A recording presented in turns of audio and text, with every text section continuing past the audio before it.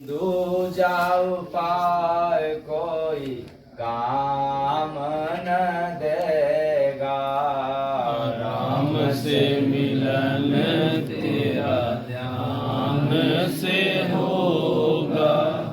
दूजा उपाय कोई काम न देगा। तो बिना गुरु के मिले हमें प्रभु की याद नहीं हो सकती।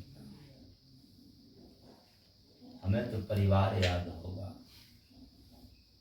अपना काम याद होगा, एक पर्दा याद होगा, लेकिन प्रभु नहीं याद हो सकते। इसलिए गुरु का जीवन में रहना अनिवार्य है। और गुरु का मतलब वो नहीं है कि मंत्र जपाने वाला। मैंने बता दिया कि हम लोग मंदिर में जाते हैं, मंदिर की पूजा करते हैं, आस्था बस, विश्वास नहीं रहता है, आस्था रहता है। तो आस्था टूट भी जाता है तब जब हमारी व्यवस्था के मुताबिक न रहे, तो आस्था भी टूट जाता है, लेकिन विश्वास तो टूटता ही नहीं। वैसे जैसे पति पत्नी में झगड़ा तो होता है, आम भाषा में लोग कहते हैं झगड़ा होता है। मैं कहता हूं पति पत्नी में झगड़ा नहीं होता, रगड़ा होता है। क्या होता है? रगड़ा होता है। लेकिन विश्वास है तभी तो पति पत्नी में रगड़ा होने के बाद भी एक ही रूम में सोते हैं। ये नहीं है कि पति जो है रात में काट देगा या पत्नी रात में काट देगी। हम लोग कहते हैं कि किसी पर विश्वास करने योग्य नहीं है, लेकिन विश्वास है तो भी अपने घर में भी झगड़ा होता है तो अपने घर में ही सोते हैं, घर छोड़ के भागता नहीं। तो विश्वास पहले भी था, आज भी है और आगे भी रहेगा।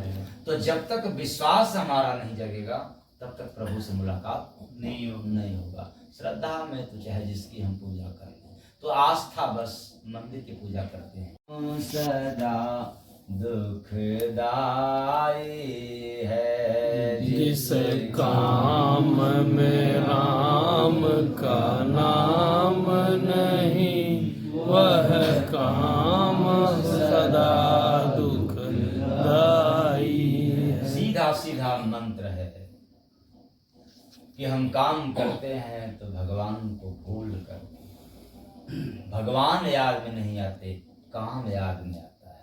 तो जिधर याद रहता है उधर का काम होता है। इसलिए नाम जपने से, मंत्र जपने से भगवान से मुलाकात नहीं होता, याद करने से मुलाकात होता है।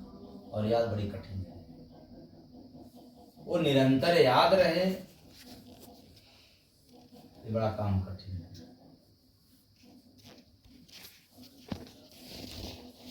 इसलिए याद माला से नहीं होगा, माले तक याद रहेगा। याद पूजा से नहीं होगा, पूजा तक याद रहेगा, उसके बाद भूल जाएगा।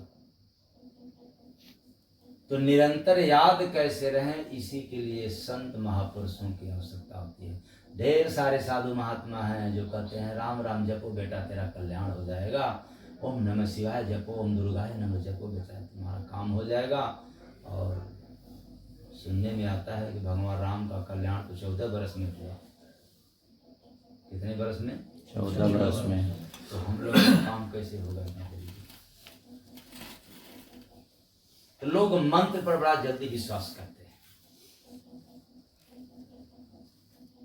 और आप सभी लोग शिक्षित वर्ग हैं, मैं एक सवाल रख रहा हूं। जैसे अपने इंडिया की तरफ शादी विवाह होता है तो सिंदूर दान होता है, तो सिंदूर दान में मंत्र पढ़ा जाता है, निश्चित पढ़ा जाता है। और मंत्र न पढ़ा जाए तो हम लोग क्या समझते हैं कि ये विवाह संपन्न सही से नहीं हुआ है। तो मैं सवाल करता हूं, आप लोग रात भर मंत्र जपवाएं, मंत्र पढ़वाएं, और चिटकी भर सिंदूर न डालें तो क्या आप लोग मान जाएंगे, स्वीकार कर जाएंगे कि शादी संपन्न हो गई? नहीं।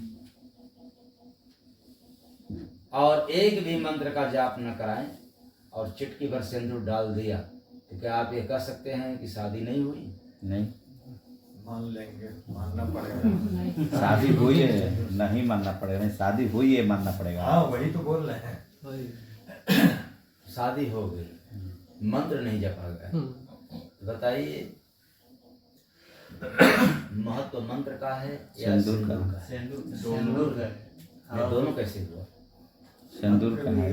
अगर मंत्र नहीं पढ़ा गया और चिट्ठी भर सिंदूर डाल दिया गया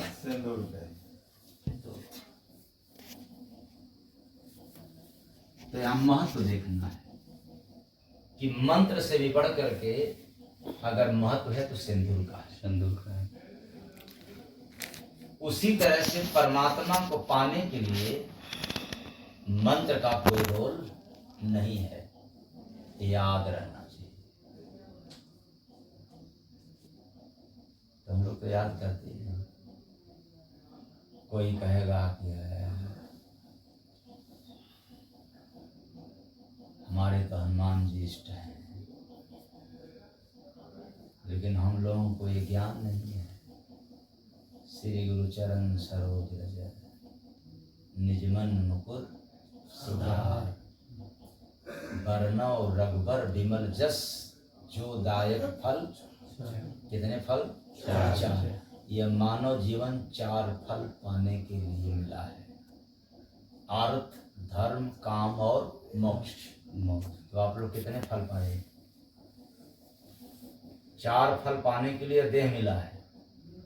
4 स्तंभ है मानव जीवन का, यानी मानव जीवन पाए हैं तो ये चारों काम करना पड़ेगा, तो चारों पिलर हमारा मजबूत होगा।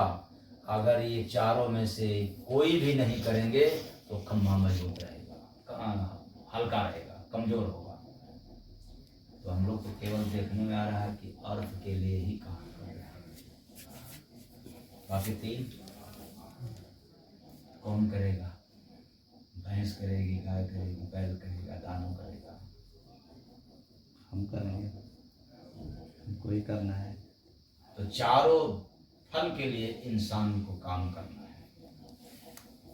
लेकिन वो चारों फल हनुमान जी की पूजा करने से नहीं मिल पा रहा है। प्रमाण है श्री गुरु चरण सरोज रज निज मन मुकुर सुधार, तब जाकर के बरनौ रघुबर विमल जस जो दायक फल। अगर गुरु के चरण की पूजा हुई, फिर हनुमान जी की पूजा हुआ और उस पर भी मन सुधर गया, तब जाकर के 4 फल मिलेगा।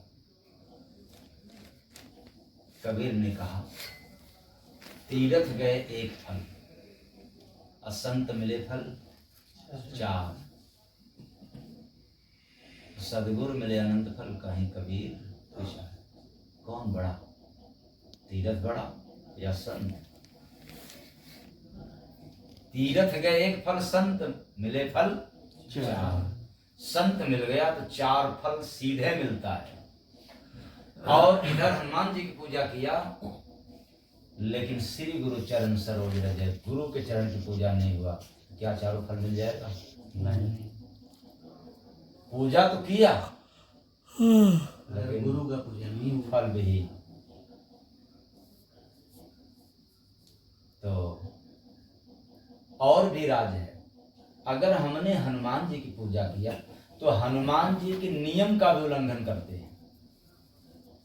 वो कैसे? जो हनुमान चालीसा में लिखा है, कोई मैं बरगलाने वाली बात नहीं कह रहा हूं, स्पष्टीकरण है, लिखित है। और देवता चित्त न धरई, हनुमत से सर्व सुख करई। मतलब हनुमान जी के पुजारी अगर किसी और देवी देवता का नाम लिया तो और देवता चित्त यानी हृदय, और देवता चित्त न धरई, किसी को धारण करने की आवश्यकता हृदय में नहीं है।